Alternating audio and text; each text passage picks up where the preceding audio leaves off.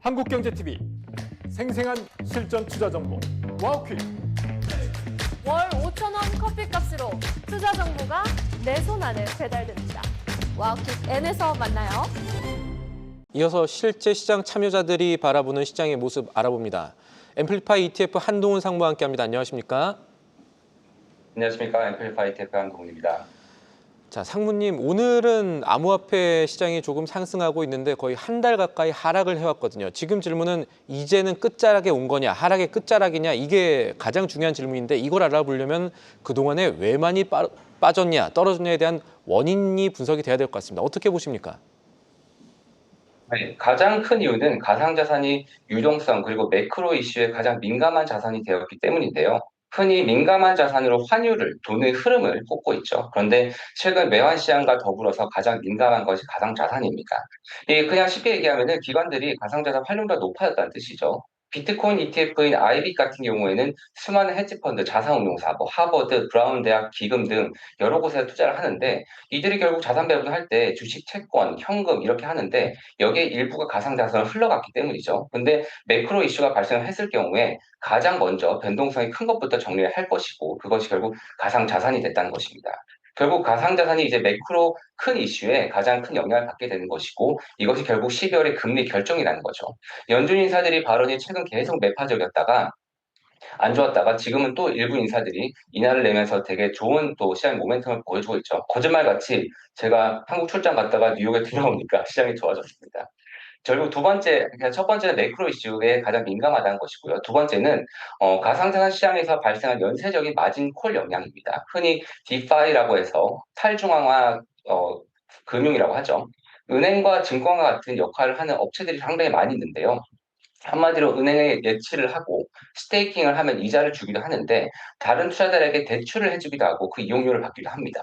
그 말은 결국은 다른 사람들은 이 크립토를 사면서 증권의 마진 거래와 같은 역할을 한다는 거죠. 그런데 크립토 가격이 갑자기 급락을 하게 되면은 증거금을 채우다가 결국은 그걸 막지 못해서 마진콜을 당하고 청산이 되는 그런 상황입니다. 이 마진콜 청산으로 가격이 급격하게 하락을 하면 그것이 또 다른 마진콜을 일으키고 결국 연쇄 청산이 발생하는 그런 상황이 발생한다는 거죠. 이러한 과정을 계속 겪고 있다는 것이 두 번째 이슈였고요.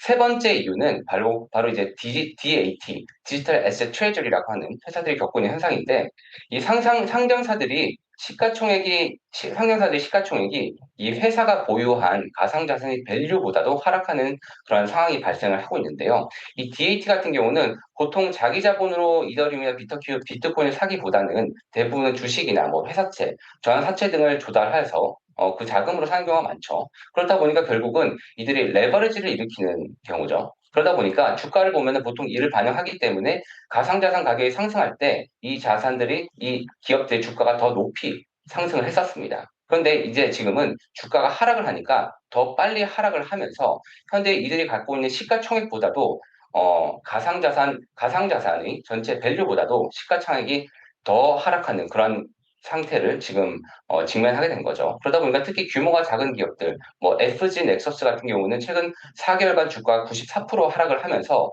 시가총액이 1억 달러도 안 되거든요. 근데 이 회사가 보유한 이더리움이 한 1억 3,700만 달러입니다. 결국 시가총액이 이더리움 보유액보다 낮다 보니까 이 회사가 갖고 있는 이더리움을 팔면서 주가를 부양하고 약간 악순환이 조금 됐던 것 같습니다. 현재 이 DAT 회사들이 보유한 가상자산 금액이 약 1,000억 달러 정도 수준이다 보니까 향후에 만약에 이러한 패턴이 지속된다면은 또 이제 시장 하락을 부추길 수 있는 요소가 되기도 하죠.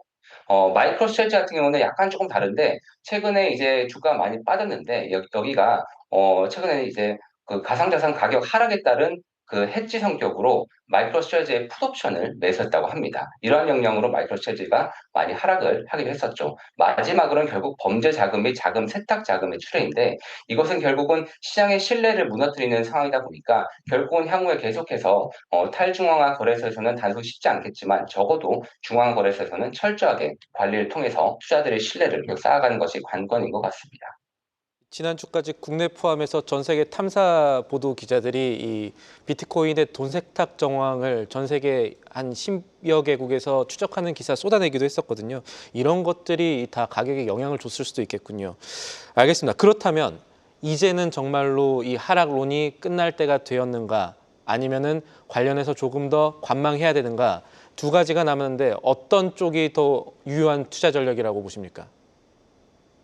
결국은 참 이게 단기적으로는 접근하기가 참 힘든 것 같습니다. 앞에서도 말씀을 주셨지만 불과 며칠 전만 하더라도 금리 인하 확률이 30 몇 프로였다가 지금 80%까지 갑자기 올라 있는 상황이고 결국은 트레이딩 관점에서는 상당히 어렵지 않나 싶습니다. 보통 트레이딩 관점에서 하시는 분들은 보통은 이제 기술적으로 분석으로 많이 하시죠. 근데 요즘 같이 매크로 이슈가 껴있다 보면은 이 기술적 분석으로는 한계가 있거든요. 그렇기 때문에 트레이딩으로 접근하신다면 상당히 조심하셔야 된다. 레버리지나 인버스 등 이런 것들 하실 때 조심하셔야 된다.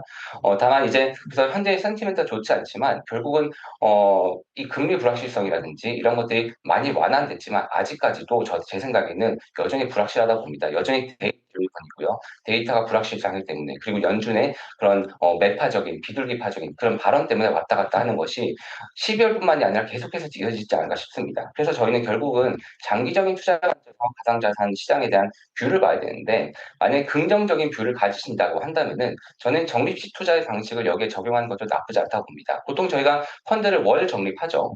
근데 저는 가상자산의 변동성이 훨씬 크다 보니까 이를 더 활용하여 월 적립보다는 이 금액을 4분의 1로 쪼개서 결국 주간 적립의 방법으로 활용을 하게 된다면은 시장의 변동성을 10분 활용하는 것이라고 저는 생각합니다. 예. 장기적으로 본다면은 저는 아직까지 긍정적인 뷰를 가지고 있고요. 이것에 대한 투자 방법을 월 적립식보다는 같은 금액을 4분의 1로 쪼개서 주간으로 적립하는 방법이 어떨까 싶습니다. 대응하는 방법은 남아있겠지만 아직은 이 불확실성의 불씨 자체는 꺼지지 않았다라고 보시는 게 타당하다는 말씀이겠군요. 알겠습니다. 오늘 말씀 여기까지 듣죠. 지금까지 도움 말씀에 한동훈 앰플리파 ETF 상무였습니다. 감사합니다. 감사합니다. 계속해서 다양한 경제 이슈를 알고 싶다면 구독과 좋아요, 알림 설정 부탁드립니다. AI 캐스터 권미정이었습니다.